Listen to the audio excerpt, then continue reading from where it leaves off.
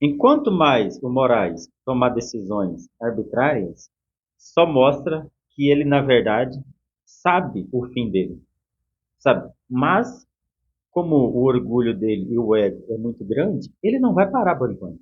Ele vai até as últimas consequências. Enquanto ele tiver fôlego, ele vai estar lutando. Só que as coisas estão arrochando tanto. Você viu as denúncias da semana passada? Como que os comandados do Moraes fazia para investigar as pessoas? Vocês viram vários áudios, vídeos, mensagem de WhatsApp, como que eles trabalhavam para incriminar as pessoas. Só que isso é só o começo.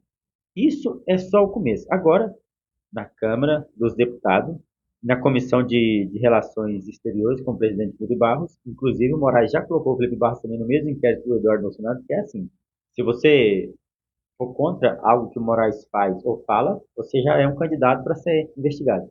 É desse jeito. Você tem que ser a favor do Moraes. Não importa se você está certo ou se está errado. E aí, o Mike Pence, ex-funcionário da Casa Branca, do outro governo Trump, trouxe um dossiê e apresentou hoje na Câmara, lá na Câmara, na comissões de Relações Exteriores, sabe? Para todos os deputados que ele estava, detalhando tudo o que aconteceu nas eleições passadas, envolvendo TSE, envolvendo o STF, envolvendo até a Globo. Um verdadeiro dossiê que vale a pena você assistir. Eu não vou me prolongar muito, vou deixar falar aqui. Vai estar traduzido, está traduzido, você vai entender perfeitamente. Se tiver um pouquinho baixo, aumente o seu volume do celular aí, ou do seu notebook, ou da sua TV, para você entender perfeitamente. Preste atenção aí. Contribuir com a democracia brasileira. O senhor Michael Benz tem a palavra para que possa iniciar a sua exposição. Thank you for having me. Obrigado por me receber. Posso compartilhar minha tela? Eu preparei uma apresentação.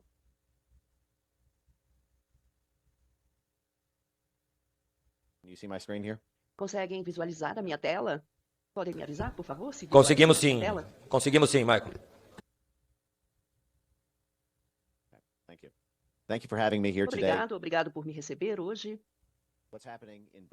O que está acontecendo no Brasil é uma história que está chocando o mundo inteiro. É algo que eu não esperava.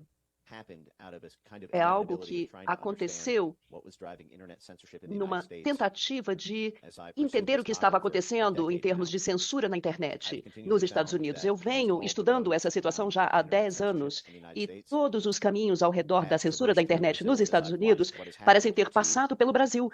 E à medida que eu observo o que acontece no Brasil, nesse contexto de censura das mais altas cortes e legislação de censura sendo aprovada e pressões pela censura sendo exercidas por várias camadas da mídia e camadas legislativas também, eu venho registrando a história do envolvimento do governo americano na censura de cidadãos brasileiros. E eu gostaria de apresentar isso hoje, os meus achados. Você está falando do Biden. Não há uma forma simples de contar essa história, porque há tantos atores envolvidos por parte do governo americano. Vou tentar contar essa história da forma mais abrangente possível.